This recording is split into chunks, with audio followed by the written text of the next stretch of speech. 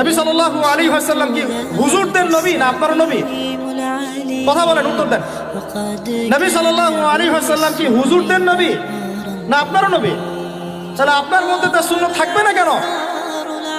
আপনার চেহারায় দাড়ি নাই কেন? আপনার প্যান্টটা টাকনোর নিচে কেন?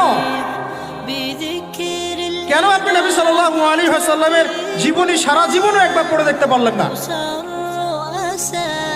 নবী সাল্লাল্লাহু আলাইহি ওয়াসাল্লাম 23 বছর আপনার আমার জন্য কষ্ট করেছেন, মানুষের মার খেয়েছেন, গাল খেয়েছেন, তাকে 15 বার হত্যা করার চেষ্টা করা হয়েছে, তাকে দেশ থেকে বের করে দেওয়া হয়েছে, গলায় দড়ি পেঁচিয়ে টান দেওয়া হয়েছে, পিঠের মধ্যে উঠে নাড়ি ভুড়ি চাপানো হয়েছে, দাঁত খুশি মেরে দাঁত ফেলে দেওয়া হয়েছে, মাথা ফাটিয়ে দেওয়া হয়েছে, পা ভেঙে দেওয়া হয়েছে। কাদের জন্য? তার জন্য। আপনি আমি কেন তার জীবনী পড়ে দেখলাম না কখনো? কেন আপনার চেহারায় দাড়ি থাকবে না, আমার চেহারা দাড়ি থাকবে না? কেন আমাদের প্যান্ট টাকনোর নিচে উপরে থাকবে না? কেন আমাদের কথাবার্তা, চাল চলন, খাওয়া দাওয়া, ইস্তেঞ্জা করা, নামাজ পড়া, প্রতিটা অ্যাক্টিভিটি সুন্নাহ মাফিক কেন হবে না? এটা আপনাকে হুজুরকে শেখাতে হবে কেন?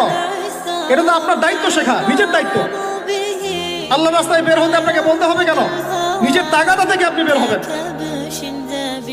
হুজুররা কবরে যাবে, আপনি যাবেন না? উত্তর দেন। হুজুররা, তোমরা উত্তর দাও, ছেলেরা, ইয়াং জেনারেশন, তোমরা যারা আছো, হুজুররা কবরে যাবে, আমরা যাব না? হুজুরদের নবী মুহাম্মদ সাল্লাল্লাহু আলাইহি ওয়াসাল্লাম আমাদের নবী নন? নবী সাল্লাল্লাহু আলাইহি ওয়াসাল্লাম শুধু সাহাবীদের জন্য আসছিলেন না আমাদের সবার জন্য আসছিলেন?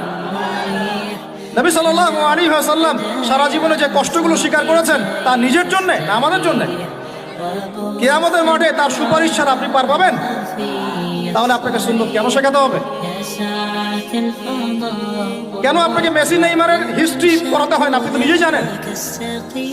কেন আপনাকে এই নায়িকাদের হিস্ট্রি পড়াতে হয় না? আপনি নিজেই জানেন, খোঁজ খবর নেন। কিন্তু মুহাম্মদ সাল্লাল্লাহু আলাইহি ওয়াসাল্লাম সম্পর্কে এত গাফেল কেন?